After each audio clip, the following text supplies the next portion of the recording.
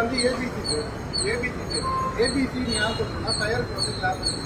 ஏ வந்து பார்த்தீங்கன்னா solid fire இந்த அக்சை அந்த மாதிரி இது பி வந்து பார்த்தீங்கன்னா லிக்விட் ஃபயர் சரிங்களா இந்த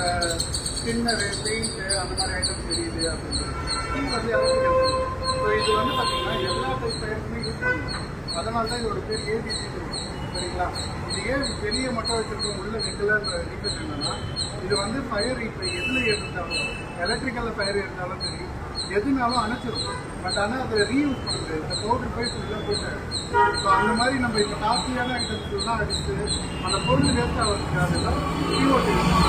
சரிங்களா இது வந்து ஆக்சிஜனை மட்டும் கட் பண்ணிக்கலாம் அந்த பொருளும் வேஸ்ட் ஆகும் அதனால நம்ம CO2 யூஸ் பண்ணுறோம் சரிங்களா இப்போ நம்ம ஃபயர் ஆகுது ஸோ எப்படி நம்ம ரியாக்ட் பண்ண போகிறோம் அப்படின்னு